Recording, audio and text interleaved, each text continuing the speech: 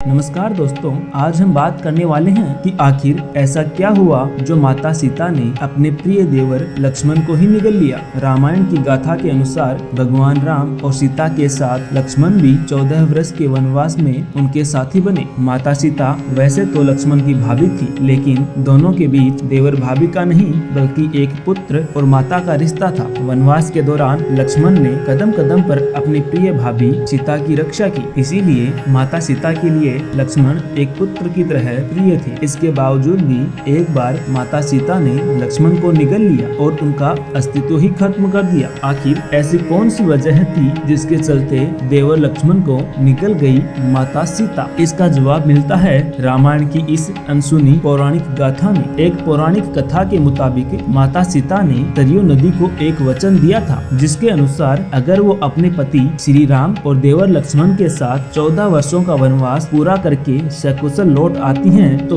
वो सरयू नदी में पूजा अर्चना करेंगी तथा जब भगवान श्री राम रावण का वध करके माता सीता और लक्ष्मण के साथ अयोध्या नगरी लौटे तो पूरी अयोध्या नगरी खूब सजाई गई तथा सभी अयोध्यावासी उत्सव में व्यस्त थे। तभी माँ सीता को याद आया कि वन जाते समय उन्होंने माँ सरयू से वादा किया था कि वे अपने पति श्री राम और देवर लक्ष्मण संग वनवास से सकुशल अयोध्या लौटेंगी तो सरयू तट पर पूजा अर्चना करेंगी। अपने वचन के अनुसार माता सीता अपने पुत्र समान देवर लक्ष्मण को लेकर सरयू नदी के पास चल पड़ी। जब राम भक्त हनुमान ने दोनों को जाते देखा तो वो भी उनका पीछा करने लगा। माता सीता जब सरयू नदी के किनारे पहुंची तो हनुमान पास के एक पेड़ के पीछे छिप गए और वहीं से दोनों पर अपनी नजर रखने लगे। उधर पूजा आरंभ करने से पहले माता सीता ने लक्ष्मण को सरयू नदी से जल लाने को कहा, जिसके बाद लक्ष्मण जल लाने के लिए नदी में उतर गए। नदी में उतरने के बाद जैसे ही लक्ष्मण जल भरने लगे वैसे ही अघासुर नाम का एक राक्षस वहां से बाहर निकला। इससे पहले कि वो राक्षस लक्ष्मण को निगलता, माता सीता उसकी इस मनसा को भांप गई और लक्ष्मण के प्राण बचाने के लिए उस राक्षस के निगलने से पहले खुद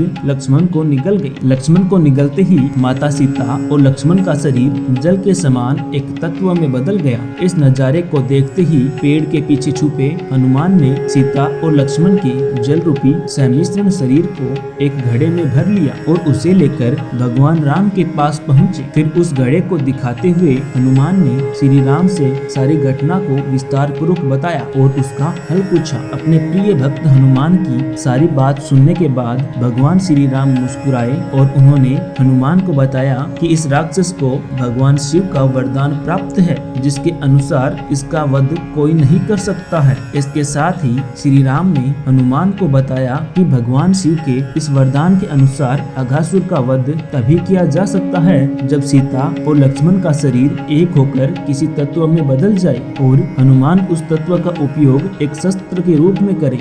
जिसके बाद भगवान श्री राम की आज्ञा पाकर हनुमान ने उस घड़े के जल को गायत्री मंत्र से अभिमंत्रित करके सरयू नदी में बहा दिया। सरयू नदी में उस जल के मिलते ही नदी में आग की लपटें उठने लगी, जिसमें जलकर अघासुर राक्षस भस्म हो गया। गौरतलब है कि अघासुर का संहार करने और अपने प्रिय देवर के प्राण बचाने के लिए ही माता सीता ने उन्हें निगल लिया था। हालांकि अघासुर की मृत्यु होते ही सरयू नदी ने सीता और लक्ष्मण को उनका शरीर वापस कर दिया और इस तरह से उन्हें फिर से एक नया जीवन दान मिला। दोस्तों, आज की खास वीडियो अगर आपको पसंद आई हो तो वीडियो को लाइक करें, शेयर करें और कमेंट करना न भूलें। साथ ही अगर आप हमारे चैनल पर नए हैं तो देर किस बात की, जल्दी से हमारे चैनल को सब्सक्राइब करें ताकि हमारी लेटेस्ट वीडियो आप तक सबसे पहले पहुंच सके। धन्यवाद।